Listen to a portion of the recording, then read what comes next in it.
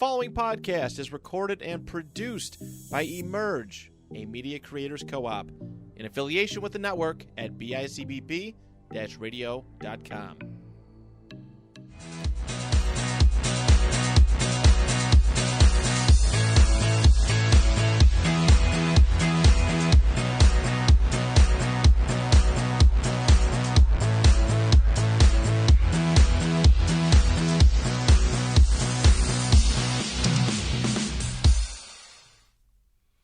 Hello and welcome back to the Next of Kin podcast. I'm your host, Rich, joined by my son, Christian. What's up? How are you doing today? I'm tired. You say that like every single time. No, I haven't said that recently. I don't know if That's I agree not with true. that. You say that 83% of the time. Yeah, I'm always tired, though. You're always tired. So maybe you should take vitamins Probably. or something. I don't know. Mom's always trying to tell you to get your levels checked, your vitamin D levels or whatever. I don't know what she's talking about. I don't know what she's talking about either. So we're here, and we're here to talk about something. We were very excited to go see this. John Wick. Yeah. Avatar 2 update. Still haven't seen it. We're not gonna see it. It's like I'm gonna watch it. I'm gonna watch it first on Disney Plus. Disney Plus. Out of spite. We're gonna. Yeah, I'm gonna watch it the way that like James Screw Cameron. You, James Cameron. I'm gonna watch it the way that James Cameron like intended me not to. Like that's the first time I'm gonna experience it. Yeah, we're purposely going to. I don't give a fuck if it took you 12 years to make it. Yeah, man. like fuck you. Make thanks it quicker. for that. Yeah, make it quicker. Dude, oh my god, I was listening to I don't even know what I was listening to, but it was I was watching a video of a dude like I don't know. Just What the ignore heck that. is That's that? the Emerge hotline. the Emerge hotline. Yeah, that's an old phone that we Why hooked is it up. ringing? I don't know. It's nobody's calling. It's got to be a robocall. Yeah. Are you live accidentally and someone's like No, we're not live. All It's right. just somebody's just calling the so we're Emerge just gonna hotline. ignore the ringing in Well, the background? we start for the sports talk shows that produce out of Emerge. They wanted to have the ones that go live. Here, they go pick it wanted up. The Emerge, not in the middle of the podcast. So we don't even know why. It's got to be like a stupid robocall. Probably. That's why I don't use the So line. it just but now occasionally just goes off like mid podcast. I've never, of robocalls. like it goes off in the middle of it because it's probably like, oh, do you want to do something about your car insurance or I've something never even like heard that go So- off. So. No, we just put it in like a couple weeks Is it ago. on the floor? You It's can't on even the see floor it. over there. We only used it once so far, but I'm gonna have to unplug it when we're not. Where doing were we? I don't even know what we were talking You were about. talking about something that you saw. Oh, I was watching a dude react or like rewatch he did like an analysis of like Age of Extinction, like Transformers 4, Right. and like just make it because that's like the worst one, and but at a point in this video there was like an article that he like had referenced, and in that article, which again that movie came out I think in 2014, like in that article it mentioned James Cameron's Avatar 2, like a decade That's before, hilarious. like it came out in December. And this article I was watching that came out 9 years ago, like mentioned James Cameron's like Avatar 2 as like in development, like coming soon. Well, yeah. Like, it was certainly in development for a long time. It took a decade. It just came out. Now, like, in his defense, he created a completely Dude, no, to different be fair, like type he did like a low Lucas thing. He did like a capture Lucas and- level like yes. creation of technology thing. Yes. You could argue that- Although I will say I don't give a fuck because like Lucas made a good like fucking product with it. He didn't just make like a fucking like a generic showcase for your CGI effects. He made an actual like really detailed creative lore to show off his actual like as much as like he's not just one or the other. Like Right. James Cameron's just one. Like it's just the effects. Like I'm sure some people like the movies, but like no, the Avatar movies are not anything special. They're like it's really interesting. irregardless I think of the it's an technical interesting- side. right, Like, right. but there's nothing story wise. Like you're lying to yourself if you're like saying that there's something significant in the story of Avatar. Let me answer that. I think you're right. I agree with that. I feel like that I've often talked about that when we think about Avatar, there isn't anything within the culture that it's this. Sure, it's the thing that a lot of people went to see, but nobody talks about Like, it. it's not the imperialist let me movie, finish. but like it's no not one's an- it's, like, no the one's ever best. come up to me and said, "Oh man, did you see like let's?" But people talk about Star Wars. Like there's big things. It's part of our culture. Like you know whether it's a meme, whether it's whatever it is. Like we've talked about this. Avatar only got Star brought Wars up for 10 years because of the joking about it not coming out for the second one. Or there's so much to the Star Wars universe, culture building, universe building, and the way it reflects on government, and and then the bigger stuff too, like little stuff, like where Avatar is just like you said, it's almost like it showcases an application where Lucas was more of the opinion. Sometimes great movies are just abandoned. That's his joke line. It's an anti-imperialist movie. Let me finish my point real quick. Like one of Lucas's favorite quotes that I like to use is that he says great movies are never finished, they're just abandoned, because he recognizes that sometimes you just have to get the movie done, so you can go and make the next movie. Where Cameron's like, no, I'm gonna wait 35 score to make the movie. Yeah. Sorry, I mean, but didn't mean to cut you off. Even with the story of the original Avatar, it's trying to it's an anti-imperialism is the theme of Avatar. So the message it's trying to do is actually his significant message, although there's just nothing of nuance. But it's the same message from Aliens too. No, that's what I'm saying. There's plenty of the same messages That's what I'm saying. Anti-imperialism messages are not anything. They're a dime a dozen, and they've been done way better with a lot more nuance. I don't think he's trying to. Depth. He's not trying to make a political statement with that movie. He's kind of it. He's kind of. He's not. No, because the way he's talked about the Na'vi, and he views the Na'vi as this beautiful culture that he's from the Native Americans, and that's why it's a ripoff of Dancing with Wolves. Yeah. If anything, it's But he views it as this beautiful. At least that's the way the way he's talked about it before is the impression that I've. But anyway, let's move on because we don't want to talk about that because we haven't even seen the damn thing. Shazam's doing great, man. I don't know what you're talking about. Really good at the box office. It's going to win 13 Oscars. It's going to make $4 billion. $4, yes, 4. I mean, it made. We know now. We were talking about it last week, but we didn't know for sure what it was. We knew it was going to be bad. We knew already before the weekend that it was going to not be pretty. Right. It was worse. I think it made $33 million. The first one made $53, so it dropped 44% from the original movie. Right. And again, and they paid more to make this movie than the first one, which God knows why the fuck they would have ever increased the budget of Shazam. The first movie was only a success because there's no budget to it. Right. That's what that's a good point.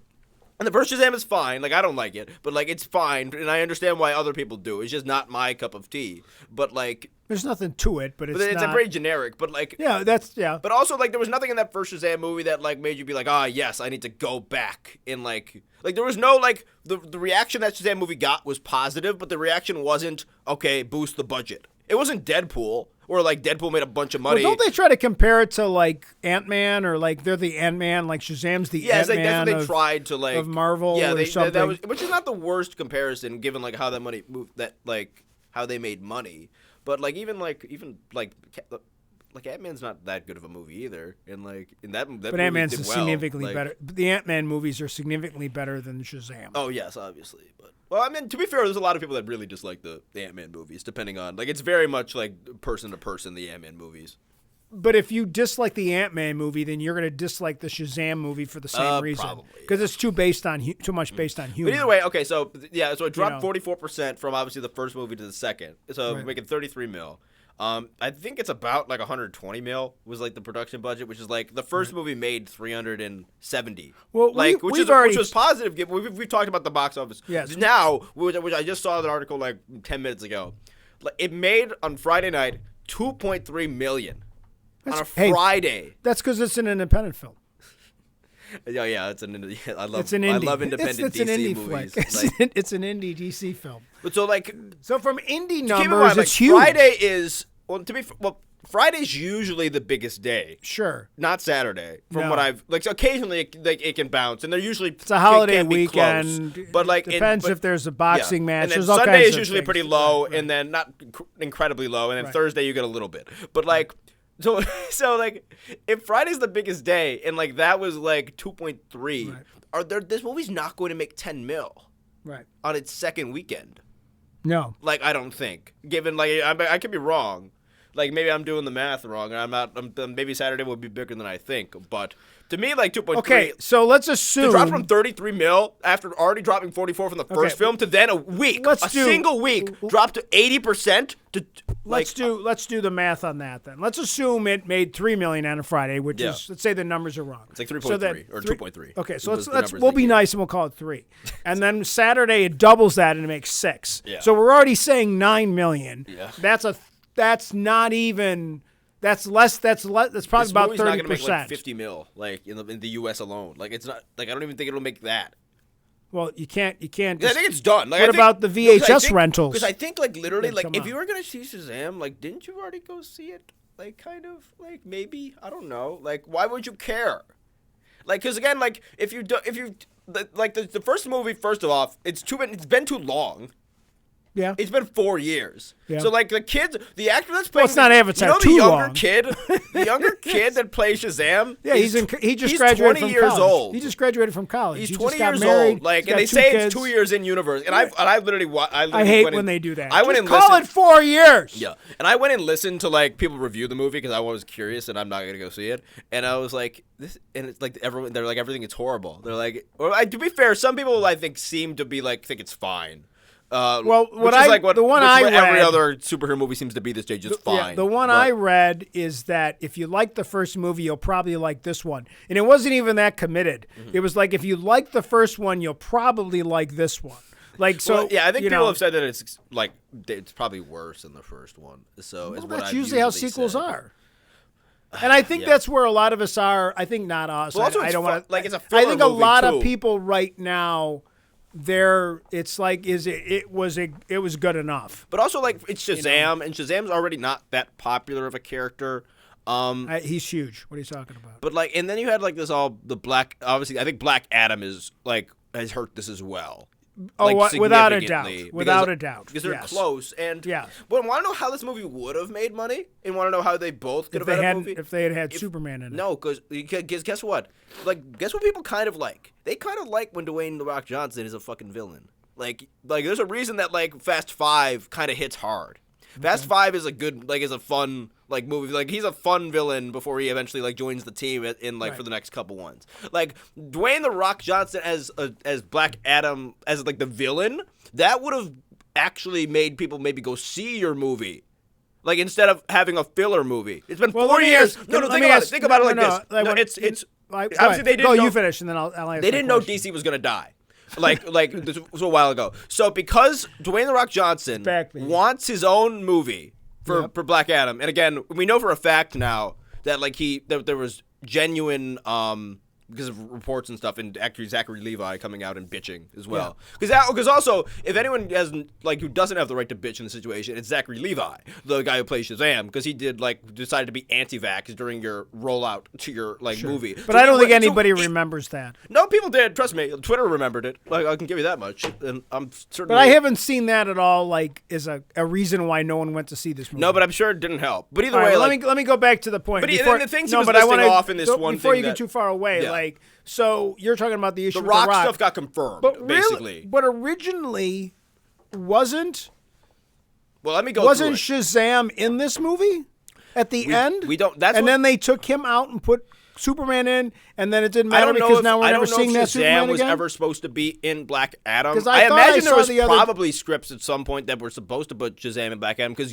again, Black Adam is literally just exists in the DC mythos as Shazam's villain. That's it. Until recently, this year they put out the Shazam comic run, which is the most funniest fucking bullshit ever. That they needed to make a full comic run to make Dwayne Johnson feel happy about himself that he was actually playing a character that was important when he's not. He's playing a D-list character, and he somehow tricked DC because it was him. That's the part I was born to play, baby. And he doesn't even play he doesn't even make him play him as a villain, which is what he is. The Black Adam isn't a nuanced character. He's evil Shazam. That's literally the character. Right. I'm not saying you can't. He didn't add any nuance or anything to it. He just became the same character as every other. To give you some perspective, I grew up in the in the 70s and the 80s with DC Comics. I read some Marvel, but I was much more DC orientated. Yeah. And Shazam, besides a crappy TV show that was on Saturday morning cartoons, and the guy who played Billy Madison is actually 90 now or whatever. Yeah. He's in the movie. I think he plays. He's actually got a cameo in the movie.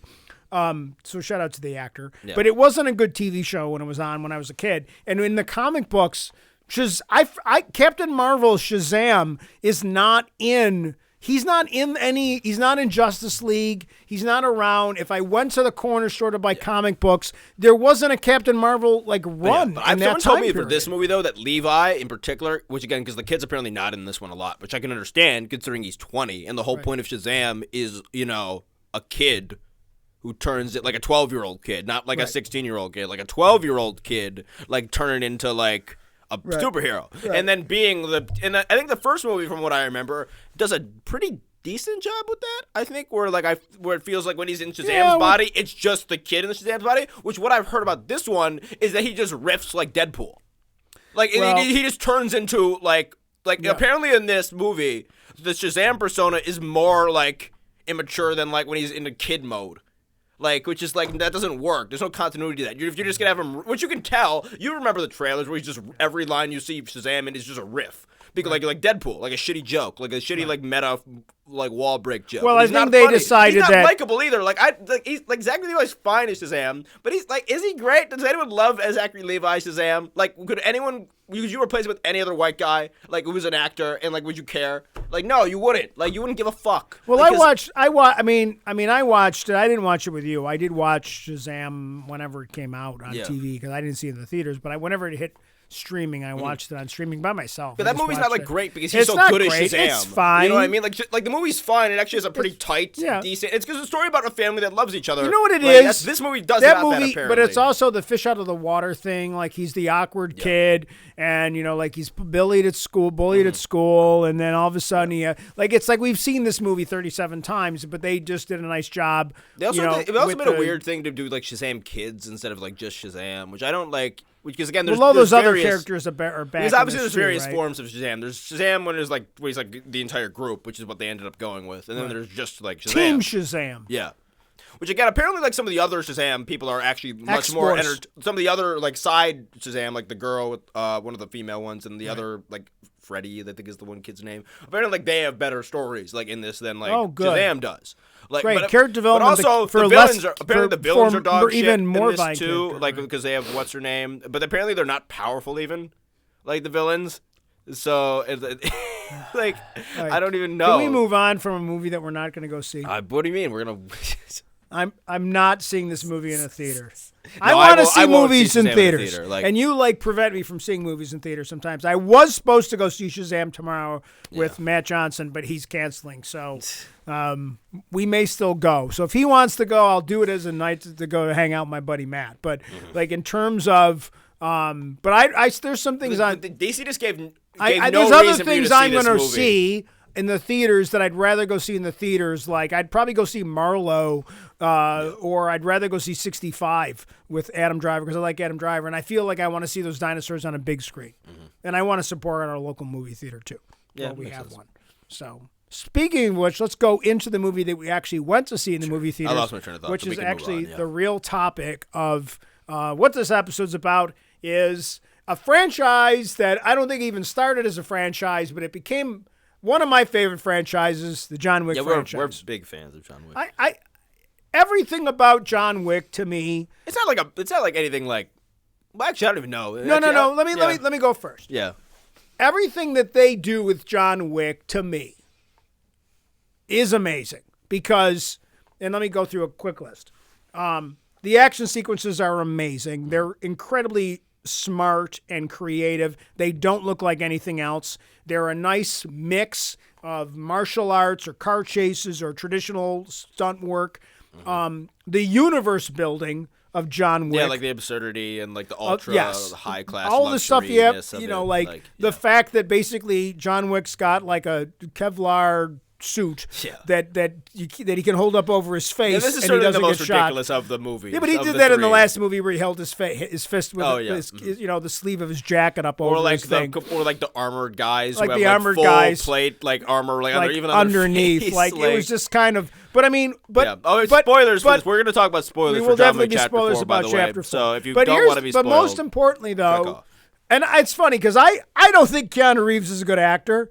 But he's good as John Wick. He's good as John Wick. I really like the character he plays as John Wick, and I really like Keanu Reeves. No, I like Keanu Reeves a lot, yeah. You know, Mom said before we left that Keanu Reeves is like the most well-liked actors in Hollywood within the industry because he's such a good dude. Good, humble dude. So I want John Wick to do well because I like John Wick. Very nice to people that meet him. But everybody else that's in these movies is also freaking really, amazing. Yeah, like all these other side roles, like because again, this should just be like a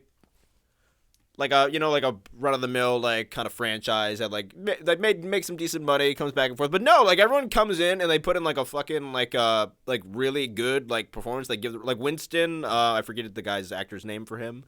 Blackbeard. Ian McShane. Ian McShane. Ian McShane's really good as Winston, and he's good in like all four of the movies. R.I.P. Lance Reddick. Yeah, I mean who unfortunately passed like days before this movie came out, and he's only in this movie for a little bit, but he's been good across all four of these movies, like very good. Most of the villains that have been in like one-offs in these movies have been particularly good, and in this one I think it just goes to a different level because everyone in this movie who's like a named character is great. Like there's no one in this movie that like is not like punching or like that's not pulling their weight. Like obviously like Keanu does as much of the action stuff as possible. Which is like, and there's so much of it in this movie. Like, I can't even imagine how long this movie took to film. Like, just think about it. Like, action set pieces like that are usually like days and days of like of stuff. So and some of these action set pieces, because again, this movie is essentially just like a big like parade of set pieces, like going from one to the other. Yes. But there's not like a bunch of small set pieces. It's a bunch of large scale like set pieces. Well, let's kind of talk about big that. Location. Let's talk about that. So first of all, like. Each of the action sequences are significantly different. Mm-hmm. So we start with New York. We're in New York at the beginning, and that's not where the story starts, but they kind of get you going, kind of set up the story. And we see John Wick in the desert, and that's only a couple minutes. That's all just set up to kind of recap what's going on. But then we get to Japan, right? That's the first place we go. And it's Tokyo, and it's just incredible. So that whole sequence is a whole specific, we see the it's like Tokyo version of the Continental, the Tokyo, whatever they call it. I love the Continental. That's what they call like the Tokyo Continental. Yeah, like it's all the Continental. And then we meet another guy, which is kind of like the Japanese Ian McShane, and they're very similar. Who's played by that great Japanese actor who's in like everything. He's almost like the go-to like Japanese like actor that they go to. But he's been very good in everything I've ever seen. Yeah, that's Hirokio Sonata. God knows how many other things. But I mean, we talked about this watching Picard the other day about how hard it is to play like the children of characters. Yes, of and the children of these characters that we've like the girl that plays the daughter in this film. She's great. Mm-hmm. Like, she's a great character. Oh, yeah, a lot of times those characters just really fall flat or just be annoying. And, like, no, she was good. She had a good energy to her. She had great action sequences, which, again, I've always loved that even the side characters in John Wick get, like, really good like, moments and action sequences and, like, really decent, like, stunts. Let's focus on this film a little bit, and then we're going to talk a little bit about the original we're going to go into this one. But, I mean, like, if you said to me, you want to go back tonight and see it again, I'd get in the car and I'd go see it again. It's long. It's a 3-hour movie. But I will say, was there a point when you were sitting there? Not a lot of dialogue. No, but when you were sitting there last night, where there was a moment where you're like,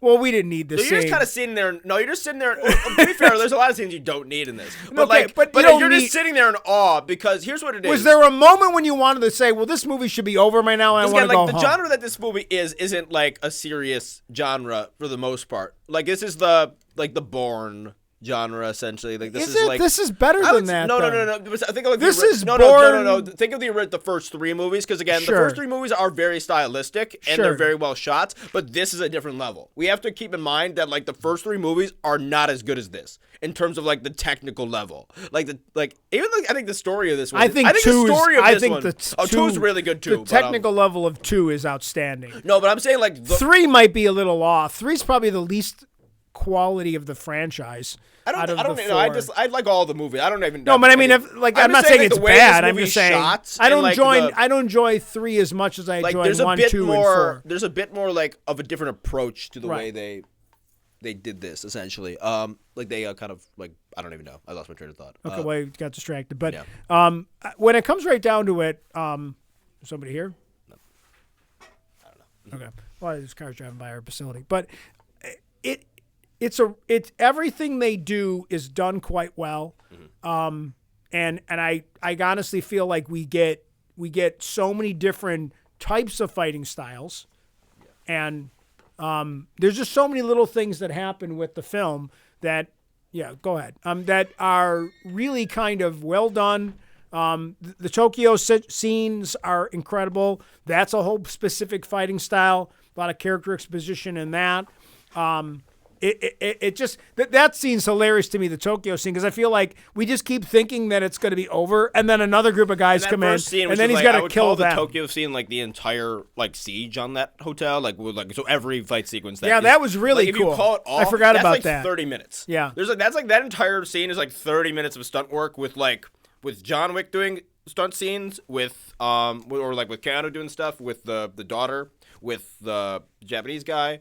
But the two Japanese guys fight. With the villain as well. Like Kane and Shimazu. He's Chinese, but... Oh, I'm sorry. When Donnie Yen fights Hirokio Sanada, that scene alone, both using very classic, like just those two guys, classic Chinese weapons. They're using classic weapons as well. Like his is a classic, if I remember correctly, like Chinese like straight sword. Okay. Whereas like obviously they're using katanas and all sorts of other stuff. Like they're using all the classic Japanese. But obviously weapons. both of those guys have a huge history in martial arts and somatic combat, and exactly. Crouching Tiger. And that was incredible to see those two like titans of the industry kind of fight. Then that was. And for those people that don't know their incredible, genre, like quick Sonata's style, obviously Sonata's been in a bunch of stuff because he was in Westworld and he's been in a bunch of other things. Movies. And obviously, if you're a Star Wars fan, Donnie Yen is the blind guy in Rogue in this One. too, which I thought it was. I didn't realize that he was a blind character in this as well. Yeah.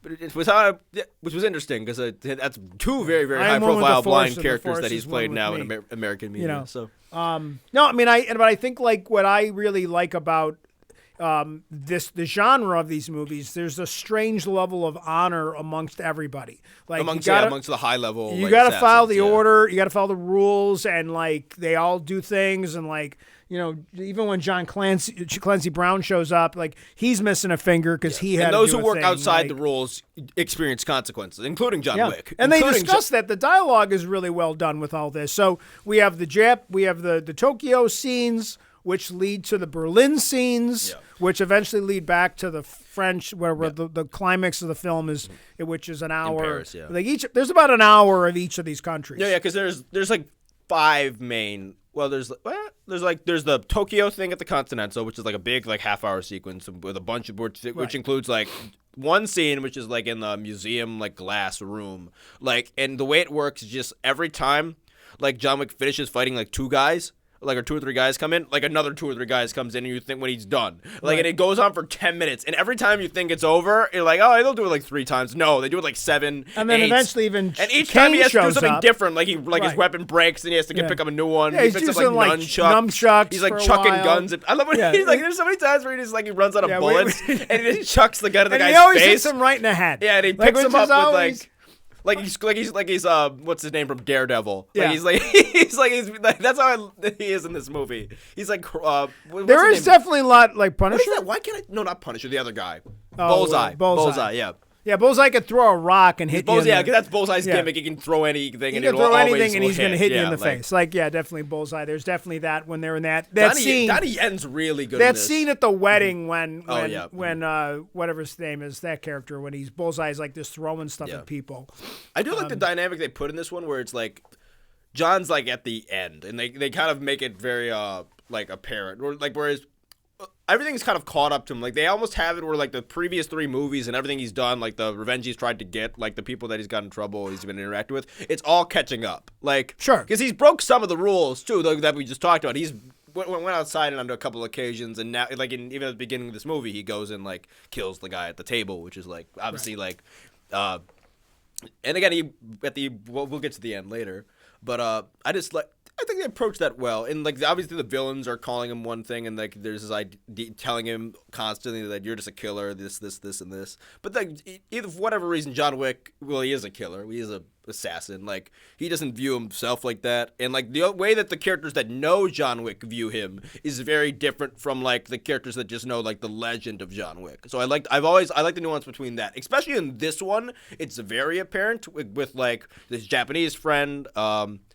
Like mainly the Japanese guy is what it drives it home, and then especially with like Donnie Yen's character, who I loved that dynamic of having like he's being forced to. They brought back the name thing, which I think was somebody gave.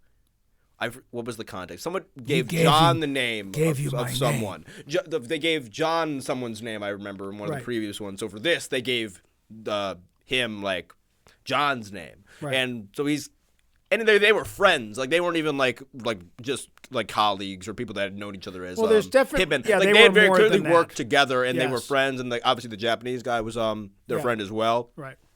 Well, there's definitely a lot of stuff that they cover in this, a lot about loyalty and honor and within this genre. Like, it's obviously they're all killers, but there is a strange level. And you brought it up, like, there's the people that know John Wick, and then there's the people that call him the boogeyman, is that they didn't reference that in this film, but in the first movie or two, he's like the boogeyman. And stylist, was it? The Baba Yaga. And, this is, like, his redemption movie, because he kind of, like, as it goes along, he kind of, like, fixes things, or, like, fixes things that he broke, or, like, fixes mistakes that he made. A lot of this movie is a bunch of side quests in a sense. Yeah, it's like he's doing like side missions to like get to like in the middle, like he helps the Russians out. Like in the middle point, of the middle set piece of the movie is in Berlin, and like it's literally in one of the big 5 museums, like on Museum Island in Berlin, which we've been to. I think one of the ones we've actually been to, and they have like I doubt they were actually in that one, but either way, they have like they turned it into like a club. They turned like a history museum into a club, and it was very, very, very cool set piece. And for that one, he's doing like a side mission. He's getting revenge for like because again but even the lore of like how they do the end, I guess we're bouncing all over the place. But essentially, focus on the Berlin thing, because I want to make a comment about one of the things that I like about this genre is that you were talking about the club, and these people are all in the club, and they're really not really paying. Like, all this stuff's happening, and rarely do you see the background characters really realize until eventually they all start screaming and they run. But it's pretty much it's part of the gimmick almost. It's the gimmick is that these guys are fighting like in like a club, or they're in like a shop, like in like a sprinkler system, or like when they're like there's a scene that's near like the Arc de Triomphe, later on. That's like later. And most of the cars. Nobody ever gets out of their car. Like there's this like, car. But there's also a strange continuity that once a car is kind of been, like in a video game, like a car gets kind of like stopped, it's there for a while, and when they get to the end of that sequence, there's a strange level of continuity that the traffic is like all still kind of screwed up. It's all messed up. So there is like, it is a weird kind of video game-esque feeling to it. But this movie, you have like the Japanese like thing at the beginning, which is almost like just like a siege and that they got to get away from. Right. Ending with like the one-on-one sword fight between like the Donnie Yen and I'm blanking on the name again. Then you got the middle one in Berlin, which I think is the next fight scene. There might be some other stuff in between there that I'm forgetting. But that one is essentially he figures out that. Like some more lore stuff that, like, if you're a member of the Table, which is like the big organization that kind of like governs like this weird underground. If you're a member world of a family, that's at the there's table. like a family. There's almost like organizations that have seats at the table. It's like a big organized crime, like underground, and like there's 12 seats at the table, and then John Wick is obviously like from like one of those like organizations, and he like part of this, and one of the previous ones he does something that basically gets him kicked out of like that organization in like the pursuit of revenge. So he almost has to like mend that, like and if I remember correctly, he gets like his I don't know if it's his mother or I think it's not really technically his mother, but like she has to get like her finger cut off, if I remember correctly, and like so he gives them a lot of trouble essentially. So he almost has to make that right, and that's what a lot of the movie seems to be, because like Lance Reddick's character, the concierge, gets killed at the beginning, so I think a lot of it is like he regrets like that, so that's why he almost like helps Winston a little bit, even though Winston like just always manages to like finagle the situation in such a way, which I like about that character, that he's like in a world full of killers, and he's never killed anyone on screen or anything. He's ordered the killings of people. He's ordered but people, he's just doing like he's just playing chess in the background, and like he's like finding situations to get. You always find a way to make it work for yourself. Yeah, to get an angle. Like he always have an angle. I think they described it as like you always have an angle. Like, so like for John, he needed something to like like. I don't know what's the like word. When they're negotiating the fight, like that's even like an and my Continental will be he added completely it just himself. rebuilt. Like John didn't agree to that at all. He just tacked it on because he felt like it.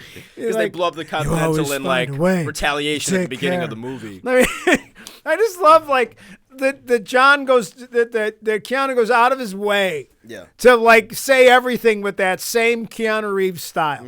Like, and obviously he doesn't do that in everything that he does, but he totally plays up like. But it works. You know, It works for Wick so well. Like the in subtle, this thing like especially. silent, like very few words. So Skarsgård, or his name is this one of the. Oh yeah, the other villain. He's the main. He's the main. He's the villain. main bad. He's like the. He's not even a guy on the table, but he's more like an enforcer. He runs he's like the Mar- enforcer, the right? Marquis. Yeah, he's like an enforcer for like the table essentially. What'd you think of his character? He was really good.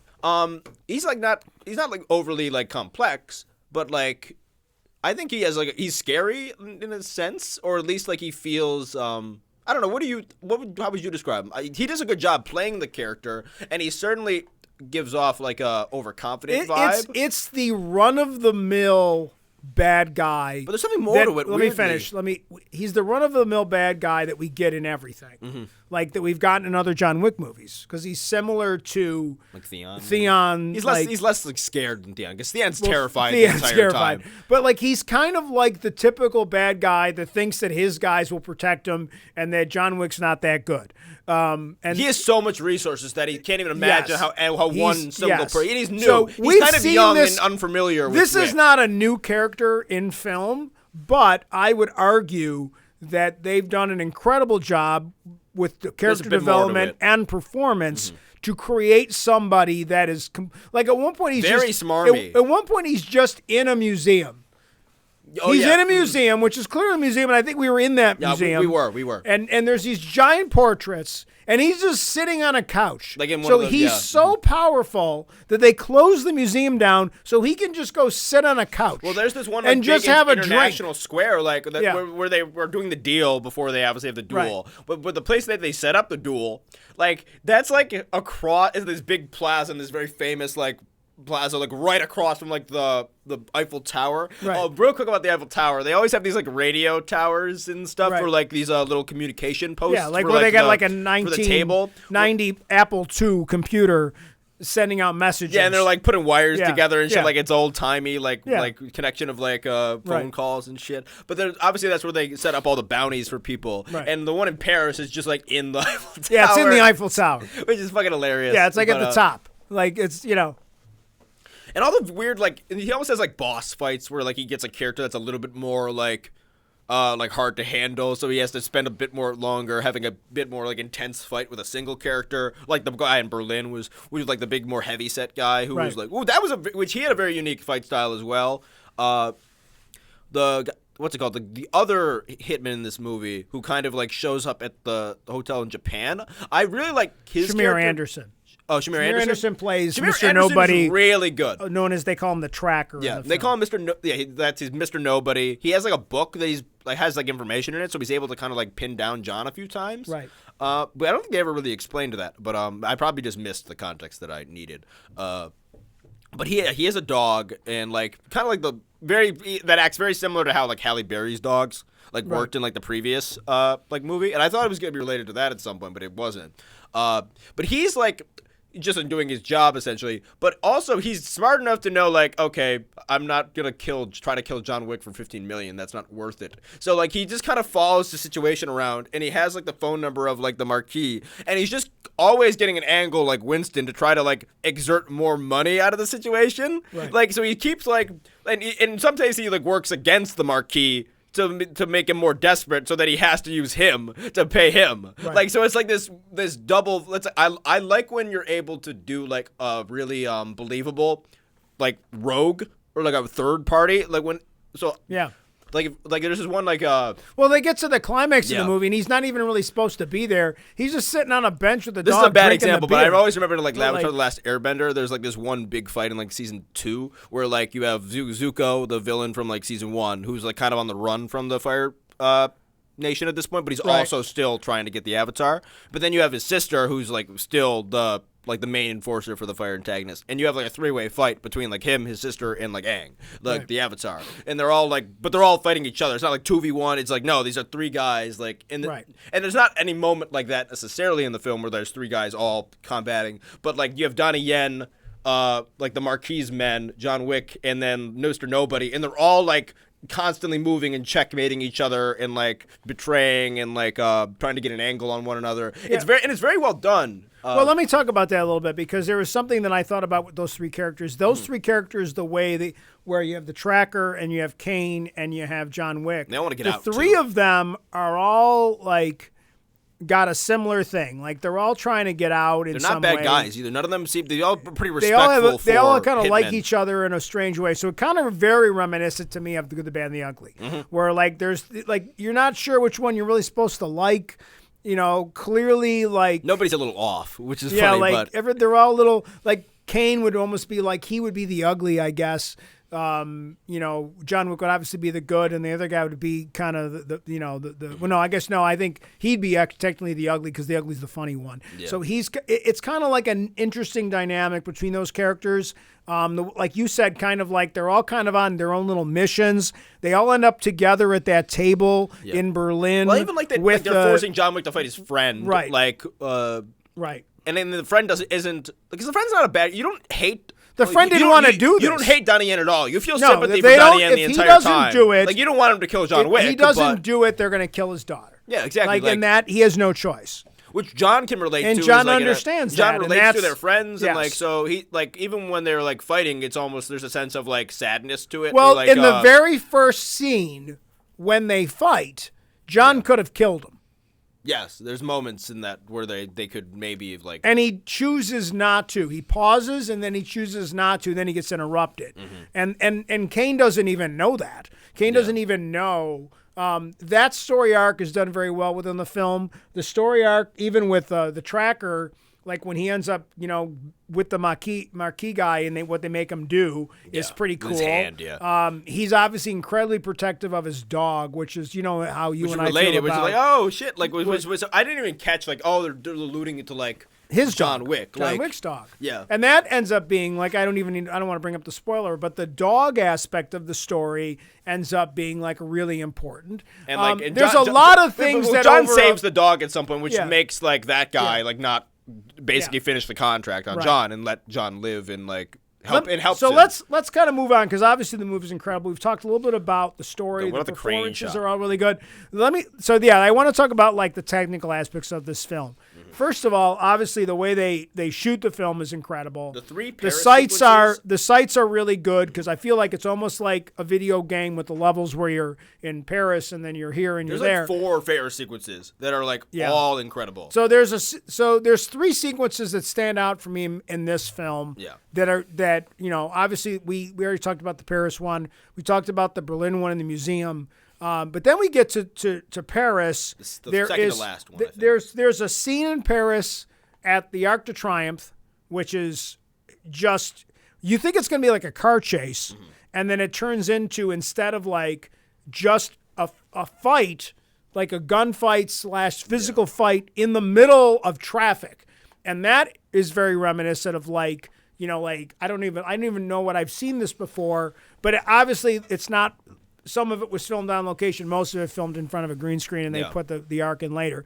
But you know, it's that scene and is incredibly good. There's so much in this technically wise. There's sword play, there's gun play, there's like martial arts, there's just random other weapons that people have like hatchets and like God knows what else. Like it's just like the amount of different like types of combat that are mixing. Yeah. And in that scene as well, like in certain parts he's getting out of the car and fighting people like one-on-one, and other parts he's like in the car just driving around like other guys in circles while like shooting out with like one hand. Like so there's just crazy. In other points he's like jumping in and around cars and like pushing guys so that like they get hit run by over cars, by cars, yeah, like or they hit the side cause of a car. Accidents. It's like exactly like it's like it's like a mix. It's not just like one thing going on. So like, you go from there, and then they end up like running away, and then they end up going into like a building. Yeah, the 3 sequences in a row. It goes to the Arc de Triomphe, then it goes to the building, and the building. Let's talk about the building. Like so first of all, the door, and then eventually the camera just starts to lift. Well, let's talk about that shot. So because like I when I watch this movie again, I'm going to go through it. I'm going to get a stopwatch out and touch that sequence because so they go into this building which is the trope that it's a building that's being refurbished. Yeah. So there's all kinds of crap laying around, which is a ceiling's video out. game thing. Like there's not even a ceiling in the building, like at least for the bottom floor. Like you can literally see the tops of like the the walls in this like kind of decrepit But building. they take this concept, and we have to eventually talk about the director, but Yeah. like because obviously he designed this. So they this is go. incredible. There's a Set scene play. where they start fighting on the second or third floor, whatever floor they're supposed to be on, and it starts as a shot, and the crane or whatever it is, however they did it, the camera moves up, and then it literally tilts, Like and it's down. looking down like you're playing Clue. Like you're looking down on like 3 or 4 rooms above the wall. Like you can see the top of the wall. So clearly you've gone beyond instead of breaking the fourth wall, you broke the ceiling because you're above which should be a ceiling and you're looking into this floor and you see this continuous fight that's going on from multiple Like from room to directions. room, three like- or four different fights going on at the same showing time. 3 or 4 different rooms like Yeah. at a time, and the And different it's movement going on in and the it's, rooms. I mean, it's just an incredible shot. And there's like, and then that one just in particular, there's also like I think siege like there at that point they had introduced like the guns that have like the incendiary ammunition, right. which I don't know if that's like an actual like a effect or if that's like CG, but either way that's like they've had to time it and like it's got got to to be something. A long It's extended a little shot. bit of both. But It's either way, probably, that shot goes on for minutes. Yeah. Like, it's just like this shot looking down of like John moving through this incredibly complex like choreography realistically as well and timing like again it just goes back to like again how long did it take them to film this damn thing? Like they must have spent like a year on this movie, like genuinely. Like Those types of sequences, I mean, those are tedious sequences. I would like, argue that like that sequence that we're talking about took a week. yeah, like Just if that, not more. Not, like, no. I mean, I'm not talking about the whole building. I'm Oh, talking just the about shot down, yeah. just that crane shot sequence because it's obviously, Yeah, I can even agree though with it that. looks like it's multiple rooms, They're it's gonna cut a actually couple times, it's yeah. multiple camera angle, it's multiple camera shots that are tracking because that camera's robotic, so they can film each room separately. But that probably like it was just, I mean, that probably took a week. That just that one camera shot. That sequence there, that 2-minute sequence probably took 2 weeks. Yeah. Just to do those down shots. Just to do all that. I mean, it's just you could watch, it's a student millionaires about people getting killed. Yes. I mean, but yes, at the same, it's a ridiculous movie. We're not like don't get me wrong. Like if you're not going to be able to handle like the ridiculousness of the concept, you're not going to like it. yeah, but you know like, what? But Like, I will don't say, throw though, this in with Fast and Furious. No, this is different than Fast and Furious. It's because Fast and Furious is just, it's like a lot of practical stunts and all that stuff. But they I take, would say John Wick and Fast I and almost Furious takes they exist in the same genre. They Sure. do. But I will say, and let's here's where we can pivot to a little bit. What movies like are like what is this genre? Like is it a like I know it's like a neo noir, like is like the stylistic Sure, of that's choice, good. but that's not like the plot. it's like, martial arts. Is that the movie? Is that a genre of movie? Genre, it falls within the martial arts genre because of all the actors and performers that you're incorporating. Yeah. Like every single one of those actors that are in the Tokyo sequence, they're all martial arts guys that are in all those movies that we talk about all the time, like all the Crouching Tiger type movies. A lot of these guys were in those movies. Yeah. Like there's all those movies. If just go look at Kane's, the actors, look at his IMDb, and you'll see all the crap that's guy done. And all these guys are the same guys in all these movies. So there's an overlap of those things. So you've got that. You've got the Jason Bourne style of espionage with assassins. So when you think of the movie like The Mechanic and that the Professional, I think when you think of the movie The Professional, which is what's her face's first movie when she was 12 years But I old. don't think I wouldn't put it in that category though. No, 'cause it's a bit but more, it's not one category. That's my point. But I'm trying to find the best descriptor of like group of movies that like I would say are stuff where like over the top like action that isn't real, but like you forget about like a movie you go in knowing It's that I'm going to action, watch it's like crime, this. No, it's I'm thriller. going. No, but you're missing the point. Yeah. I'm going to watch it because like I'm going in knowing that it's an action movie, but I know the type of action that I'm going to see is incredibly stylized and is incredibly like over the top and like not like like I think Fast and Furious and like John Wick, while not being like the same tonally, are like in terms of like the universe like absurdity, if that makes sense. Like Sure. like in terms of absurd action, this tapes that type of like really fun, like overly stylized like action, like again like a martial arts movie is that, actually, now that I think about it.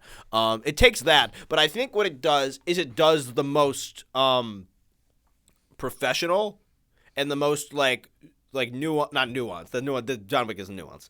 Is like the more.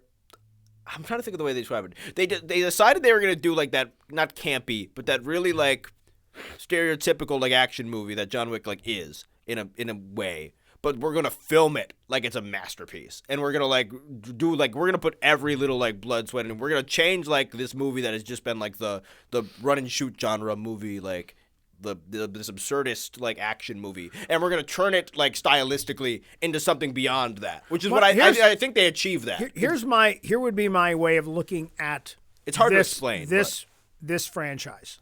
This franchise took a movie. And I can't imagine after they made John Wick 1 that they knew where they were going with this. Like, maybe they had some hopes, but to the level of production that they were able to get to. This is like the HBO of that type of movie. Sure, but let me finish.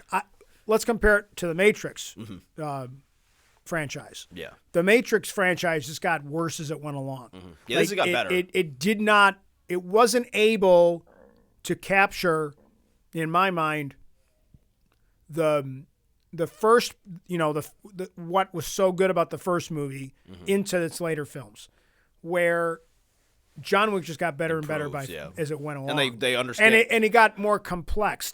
And as they the played universe around within their universe, they found things that worked and were well received. And they did seem to have done a good job of like identifying the things that people liked very well. So well and that just dive in more. We're getting spin-offs of this franchise into television and film because it's so well respected. And what I like about it is and not this kind of pivot a little bit, is that why like first of all, the director.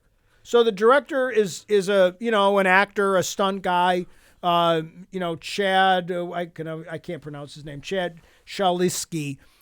I'll look it up.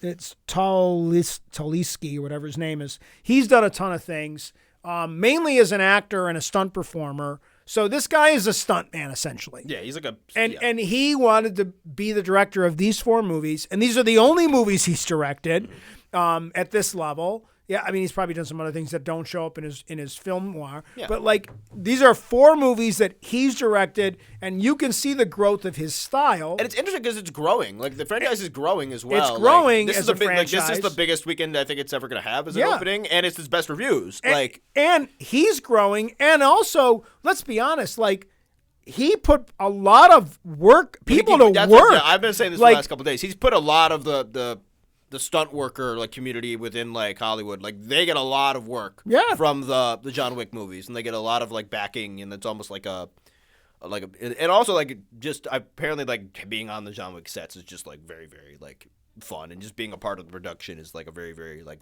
fun experience. Like it's just a very like casual, not casual, but like a very like fun vibe just to be a part of it, from what I've heard. So.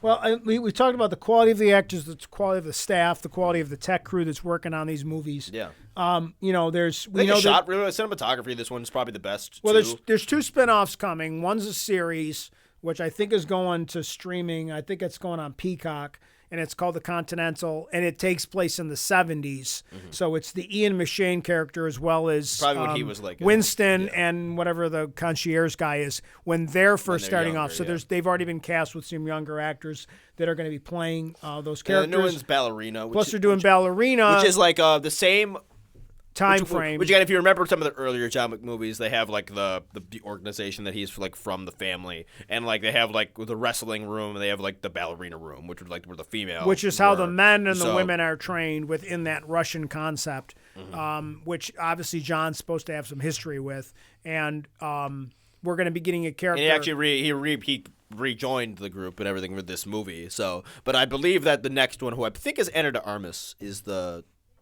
who's playing that person. Yes, I think so. Which I always got confused with. Oh, wait, no, is it? I don't even remember. Is it Ana de Armas?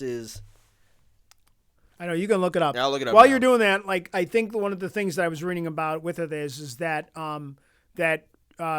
there's going to be some flashbacks that sound like, because the actor that just passed away, Lance Reddick, his character was supposed to appear in the film in some respects. I don't know if they filmed anything yet, so that's probably not going to happen now. But also, apparently, Keanu Reeves was supposed to be in the film at some level too. But I'm assuming it's a flashback because I'm pretty sure that at the end of the film, we're supposed to believe that John Wick is dead. So, I mean... Yeah. Would you want to talk about that real quick? What? The ending? Well, the ending's pretty cool because at one point they talk... It's the most different ending they of any start of the talking movies. about They start talking about like what they want on their tombstone, and that Winston's trying to decide what he should have put on the concierge's tombstone, and finally he just puts friend. And they're in a car. It's just him, Lawrence Fishburne. 3 of them are on a boat. They're in a boat underneath in the sewers of France, and they're just traveling through the waters, and they're getting to the church thing. And then when John Wick gets out and says goodbye to Lawrence Fishburne and Ian McShane, he says, "Loving husband, that's what I want on mine." Mm-hmm. And he goes, and then obviously they do the whole sequence on the stairs, that's an iconic stairway, 220 steps. To get, it's kind of almost like a climactic John literally rising up these stairways to get to the top. When he finally thinks he gets to the top, he literally gets knocked almost all the way back down. Yeah. And then he has to team up with Kane, and then together they kind of get to the fight, that the duel that's very, Western-y, the duel at the end, which is just literally pistols. They literally have a pistol fight. And that's just a great sequence too. I mean, even like I mentioned before, that the tracker is just Mr. Nobody's just kind of watching the fight with the dog. Mm-hmm. There's so many neat aspects of that, and then obviously the ending is really cool when John Wick kind of like he's helped his friend, he's helped everybody, so to speak. He's really kind of helped everybody. It really does have a Clint Eastwood quality, it has a very similar feel to like The Outlaw Josie Wales, mm-hmm. where he's helped everybody along the way through the course of the film, and at the end he's trying to make some things right. He's at the end, he's been shot, and then he goes and he's watching the sunlight, and he's free, and he goes and he sits down on the steps. He won, and he wins. He's like he dies, but he dies won still. But he's like he got away. He falls over, and it's he like beat the unbeatable. Takes the belt off, so like he's not like keeping. He beat the unbeatable, and also like there was a part of like the idea of why they were trying to stop him was. The idea the concept was the of idea John that Wick. was the concept of John Wick of a guy that could best the table. Yes. That could beat this, that could escape and get out. And he did. So there's an idea of like maybe going forward, like the legend of John Wick could be like something that might be an issue. Did you find what you were looking for? Yeah, so Ballerina, I always get confused because Ana de Armas was like the Bond girl for like the one scene in the latest in James Bond. She hasn't been in John Wick yet. I always get confused because she was in that. Been, right. But what she is apparently there was in John Wick Chapter 3, there's a scene with like a different actress who's I think dancing. I think there's if I remember correctly, he gets excommunicated from his family like in John Wick 3, and like there's a scene when like the one woman has to go when she has to like take her like finger off. Right. Isn't that person like watching like a ballerina at that point? So. Yeah. I think like Ana de Armas' character is supposed to be that ballerina. Right. Like that's what at least the description I just read says. So she is definitely from that like sect of like the table or whatever.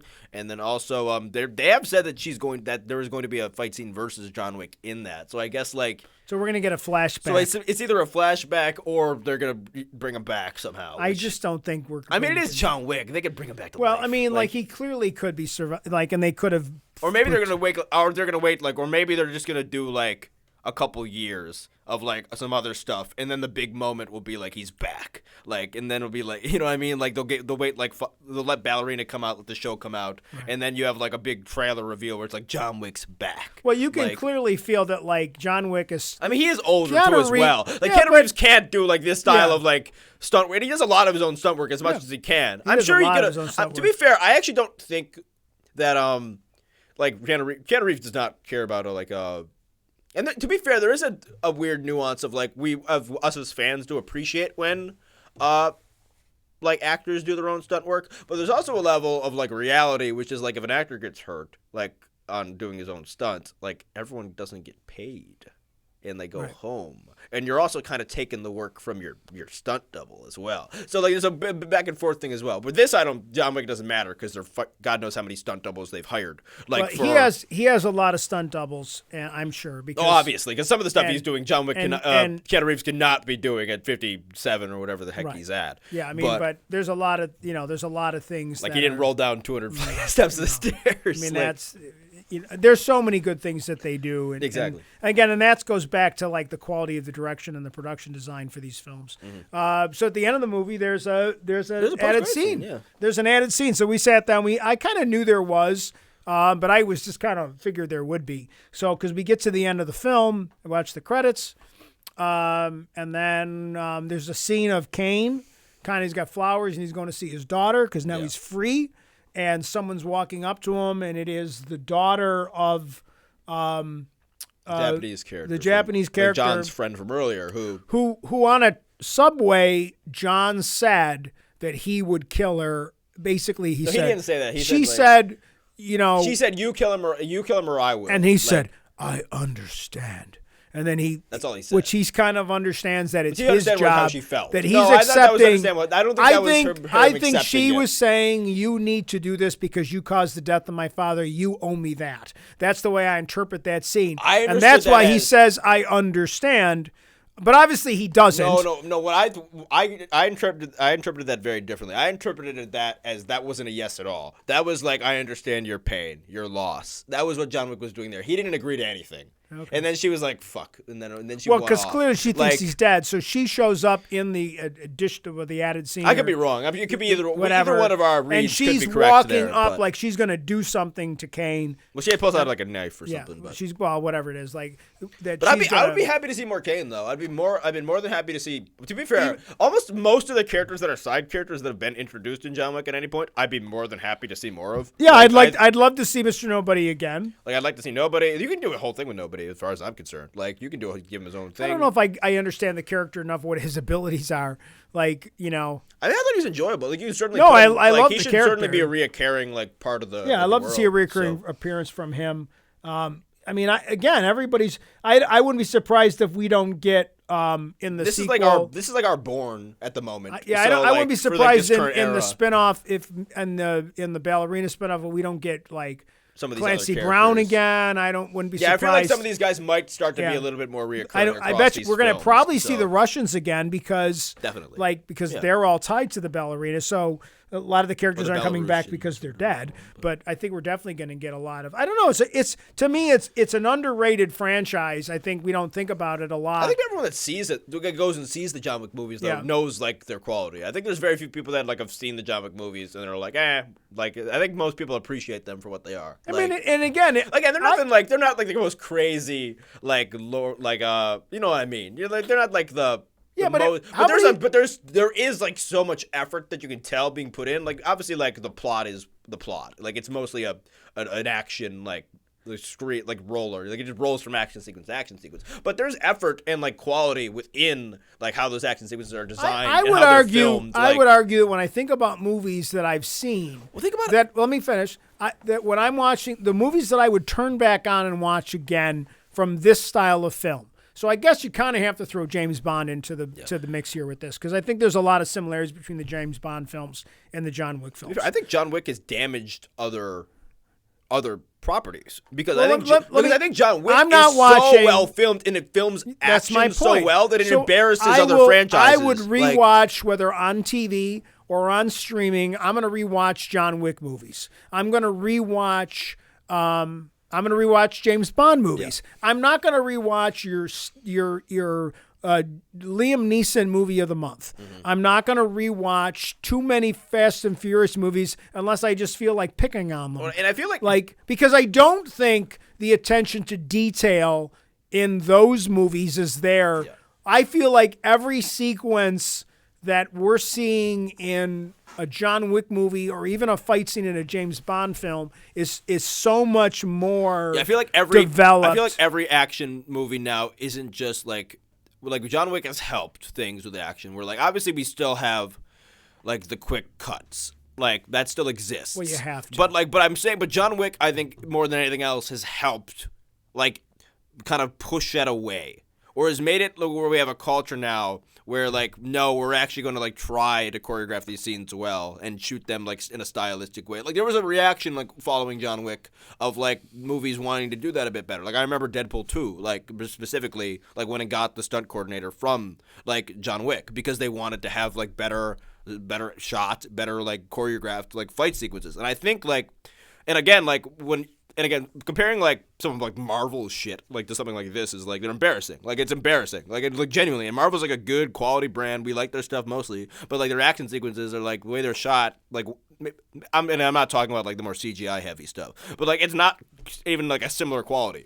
Like let's be real. Like this is way better shot. Like that's why like the average shot in an action movie is 2 seconds, if not less. And that's not the case with John Wick. That is not the case in John Wick. It's like 7 or 8. Well, like 10. And obviously I know a lot about filmmaking. I think I do. Mm-hmm. And I will say that what they're very good at doing is giving you the illusion that these shots are significantly longer than they are. Mm-hmm. Yeah. And that's what we love about Daredevil on TV. Like Daredevil gave you shots that you made, like the hallway scene. Yeah. People think the hallway scene's one shot. Hallway scene is probably the closest. It is not one scene. No, of course Go not. back and you can see the number of camera one shot is movements. actually one shot. But what you can appreciate about John Wick, the better James Bond fights, the hallway fights stuff the is hallway probably the most similar thing to John Wick in any other media, if I'm actually being honest. All those fight scenes, the climactic fight scenes in the Daredevil show, the best ones, are all very much shot like John Wick things where they go out of their way to give you the illusion that they're incredibly long action sequences or you get to see, like, where the guys are literally exchanges. Supposed to feel like they're exhausted by the end. Yeah, exactly. And that happens with John Wick as well. But also, like, just the idea that you get to see, like, an entire exchange of punches. Like, it is not just one punch, cut, kick, cut, like, or gunshot, cut. Like, no, it's like, no, we get to see, like, sword, punch, shoot, like, and then it shuts. Yeah. Like, it's like, no, they do, like, an entire sequence. We get to see we actually get to see the choreography. We get to, and it's good and believable and, like, it immerses you instead of, like, when you're watching Marvel sometimes and, like, or...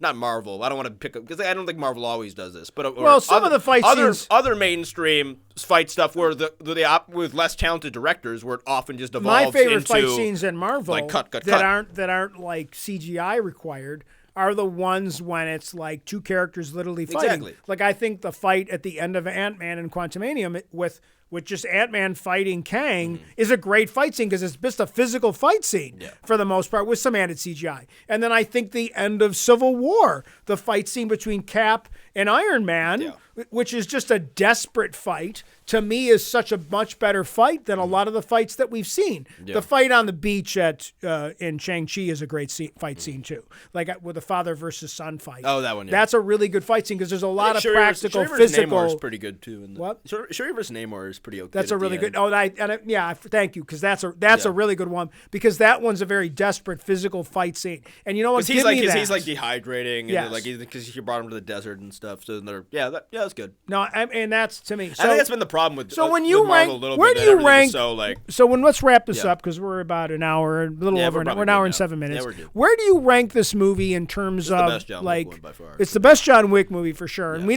were going to talk about some of the other movies. And I like the other John Wick movies a lot, and I think this is better by far. Yeah.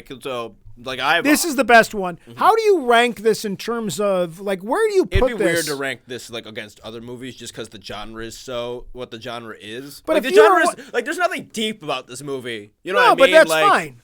That's fine, but not everything has to. But I would say like for whatever you want to describe this is, whatever genre this is, I don't know if I have the answer to that. Like this is genre defining for that genre. Sure. This is now the cream of the crop. For like, this is the one you got to be better than. Yes, exactly. If you're doing an action movie, your standard of action of sequences, especially like choreography, combat, right. like especially swordplay, gunplay, and even martial arts. Like this is now the standard. If you're Marvel, like if you're not doing shit like this, or like if you're DC and you're not having stuff akin to these type of fight scenes, you're making mistakes now. Obviously, those can't be nearly as like brutal as like John Wick in a sense, but they can still be similar. Like you can still like have you don't have to cut. Like you can still have a fight scene without doing hire all the a cuts. good stunt coordinator, hire some good stuntmen, Make it a little bit and less, women, a little bit less brutal, and like, make it there you go. and do something that makes it a lot more. But this should be a wake up call to everyone else. I know it's more expensive to do this type of thing, but like no, this is better filmmaking. This is more like this shows like heart. Like, like when you see I would throw this in there Yeah. with like when I think of James Bond movies. I think that this movie's better than some James Bond movies. I don't think Yeah, it's I better would than say so. Skyfall or No Time to Die, but I think it's better than the other two. Yeah, I would say with Daniel Craig. I think it's better than I've seen very few action scenes. better than all the this Bourne movie. movies. Yeah, I would say so. Yeah, I like the Bourne No, I like movies. the Bourne movies all right too. But to be fair, the Wick movies have fucking obliterated the Bourne movies. Because even if you go back and look at the fighting in the Bourne movies, it's fucking awful. Well, there's my no argument- choreography in right. those movies. It's just shaky cam and close-ups because they can't actually show any of the fighting. Well- it's just like this, which is stylistic and that it was on purpose. It was stylistic and on purpose, but it compared to also Wick, serves a purpose. True. It's because now I don't have to get. Now I don't have to pay, like, 70 I don't have yeah. to give Matt Damon to be as in good a shape as Keanu Reeves gets into to film these films. Yeah, exactly. But also, mean- like, if you go back and imagine watching like the John Wick movies and then going to watch like the Bourne after, like, what was just fighting? Like, I couldn't imagine like trying to watch like a Bourne fight scene after appreciating a Wick one. Like, come on, like those are completely different levels of quality and What like, I do, and- what I and, would say that I don't know that commitment too. I don't know the stunt creator was. I know that you said that like the stunt creator from one of the John Wick movies worked on Deadpool, Yeah. which I'm assuming they're going to be. Deadpool 2, yeah. We're going to see them again for Deadpool 3. I No, think Deadpool 3 is I don't know. He might. I guess he could be back for stunt coordination. The guy who's directing that one is doing I think David Leitch, is that who I think it is? I don't even know. David Leitch. I think he was the stunt coordinator for one of the John Wick movies. And then he went and became another movie the that I director really for liked Deadpool 2. the fight scenes that were done Yeah. very well because they were really unique and different. Yeah, but Deadpool 3 is was the- Logan. Oh, I okay, thought yeah. that the Yeah, fight that's scenes true. for Logan were very well done, and they weren't shaky cam and all that kind of stuff. So Yeah, but no, I mean, but Deadpool's 3 director. But I throw is, this movie up there with Logan. I mean, they're different types of. No, but I mean, I think there's in more terms emotional of- nuance to like Logan. There's But a bit I more think story within, and plot. but there, within this storyline, there's a lot saying of for the there's a lot of simplicity- heart in this storyline. No, and before I like sound like I'm, because I don't want to like, because I think what's here in the plot and the script they have, which isn't much. Like the plot is very, very simple, and it's it's pretty straightforward, but it's really good. Like it's simplified to like a really like kind of perfect, like quick plot where it doesn't tell you any more than you need to. It doesn't tell you any less, and it's just like kind of like ornamented with all this like crazy action sequence and really, really, really well shot. Like, Well, you're looking up sequences. whatever it is you're going to look up. I'm going to compare it Deadpool again. 3 director, I'm going to compare it to Outlaw Josie Wells again because Outlaw Josie Wells starts off with a guy who's Sean Levy is gonna be who's the just director out for for revenge. He is just out for revenge, and along the way, he ends up helping a bunch of people out, even though he didn't really want to. He just wanted to kill a bunch of people, and then he kind of has to get on the run, and then along the way, the movie finds its heart. Yeah. And there's a lot of that in this film because a lot of the side quests, the things that come up that he ends up having to do, and that he kind of, his values change through the course of the film a little bit for this genre. Like it's not an Oscar film, but in terms of like choreography, I mean, I don't think I can think of a film that I've seen in the I can't last think of couple of anything years with better that choreography than if this film like, doesn't get a nomination for stunt coordination, what should? I don't think they have that. Well, they do. They have that, but it's Do not they? one you don't see that on the main Oscars. Oh, okay. So, all right. So Well- the director for Deadpool 3, Wolverine, It's Sean Levy. which there's all kinds of rumors that Yeah, that's going to be that's just Sean Levy again, which is the guy Fighting who did the like TVA the last. He did in the this last. film. He's done a couple movies to Ryan Reynolds already. Yeah. We've talked about it before. He Yeah. did like that one sci-fi movie that we watched that was pretty good. You know what I'm talking about, right? The one where he's like with a younger version of himself. Oh yeah. Which is a nice little sci-fi movie. Yeah. And then he did a Free Guy, which is like okay, but it's I like Free Guy. The Free Guy there's some fun moments in it. It's like a fun. Free It's Guy's the what right it is. vibe though. Free Guy but either way, is those what two it movies is. have given me the right. Yeah, exactly. Like and also if that movie was like put in development hell because it was literally being made when like Disney bought Fox, so it was Right. like the last movie that was like in production. Like, and they changed all this shit around it too. Two quick news things is funny that that kind of Yeah. tie into this is that Deadpool 3. There's a lot of rumors with Wolverine that there's going to be multiple Wolverines in this movie. Yeah, And I think that- Jackman said that himself. And that that it's going to have some overlap with the TVA, and that Loki, yeah. that Morpheus is in this That's been rumored too. film. And then the other thing, did you see who Disney fired? From Marvel. Yeah, the woman in charge of all the CG. Yeah, but but to be fair, there's a weird thing with that because like I don't even know because I will say before anything, we don't know if that's why she was fired yet. She should have been. I think that's what for CG, but also like.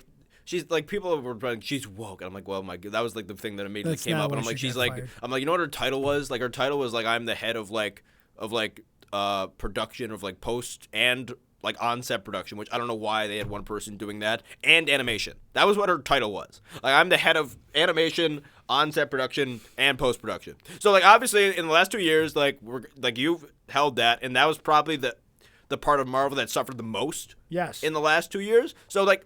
Irregardless of if that's what she was fired for, she should have been. Although what they're claiming she's been fired for was she had a non-compete contract and she was working on like another film that was like nominated at the Oscars and stuff. Oh, okay. And she even went to the Oscars like as a producer like for like this other film that she was doing. Like it was like it's like an Argentinian film called like Argentina like 1985 or something. I think it's about like the dictatorship and all sorts of stuff like that. So like so either way, it's something Disney wouldn't want to talk about. But it's like, but either way, like so she went to the Oscars and as like the producer of that as a very high level like top like again in High the main. profile person, At one point too. she was like at one point this person was considered a possible Feige heir if he ever left.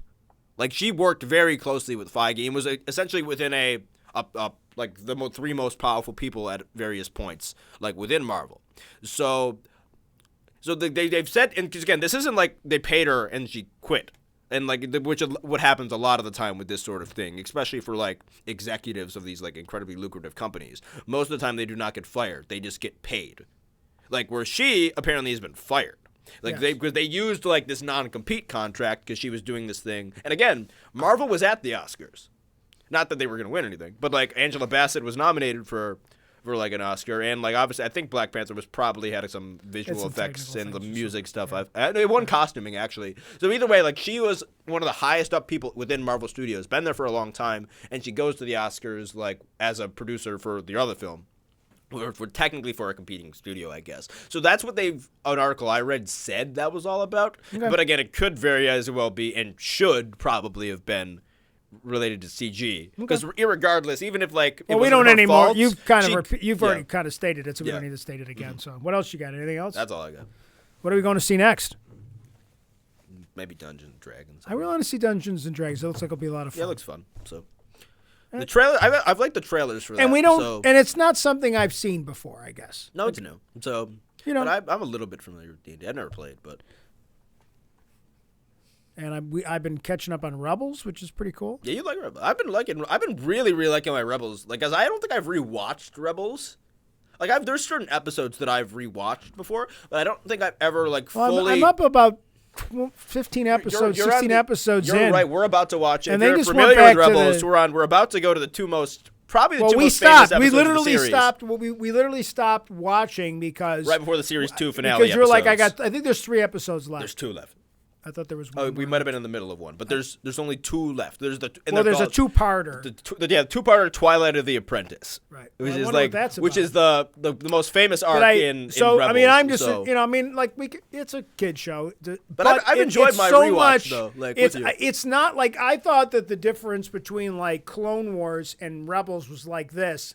And I think Rebels is like here, like in terms of like what they try to do. Yeah. It's maybe not in the first season, Yeah, as someone who- but the second yeah. season they definitely tried to do a lot more in terms of, things that tie in. It gets a little bit more unique too. Yeah. It becomes like they even get like less reliant on like the older music, and they kind Yeah, of like like the embrace second their own season, style as yeah. well. And Yeah. whereas like Disney didn't really know like what they were doing yet, like fully, and they kind of really wanted to use like a lot of the Star Wars music and stuff because it's like it's so in your face, the Star Wars music and like the old track. Well, and we're definitely gonna see Avatar 2 this week, right? Oh yeah, definitely. Or I'm seeing. I gotta stream Puss in Boots. Is Puss in Boots on? I think Puss in Boots is actually on streaming now. That's been on streaming for like a month. Okay, so. well, I'm gonna still watch that. But I got a lot to do. I got Wednesdays are bad for me. I got like Star Wars Otherwise, shows. Picard has been good. Picard's really good. Picard's pretty good. Then what else we got? Mandalorian has been mostly good. Mandalorian's got one bad one, mostly but it's fine. One weak one, but other than that, I'm happy with Mandalorian. And the Bad Batch has been Bad Batch in recent weeks has been very, very good. I like where Bad Batch is going. Bad Batch was like, which is why Bad Batch is so frustrating because Bad Batch is never bad, but when Bad Batch is good, it's like yes, this is really, really good Star Wars, but it doesn't do that all the time. It's getting very Clone Wars season 7. Actually, next season's is a two-part finale, so we're done after next week with Bad Batch for this year. Okay. So. All right. Well, we're going to wrap it up. We'd like to thank you for, as always, following us and listening to us talk about stuff that we like. Hopefully you like it too. We'll be back soon with our next episode. And please follow our socials. If you're still listening to this, check out the other podcast, the Star Wars One, the 716th Attack Legion that we're trying to promote that Christian appears on and I kind of occasionally appear on that we produce here at Emerge. But we really appreciate all that support that we get from you guys, and we'll see you next time on Next of Kin.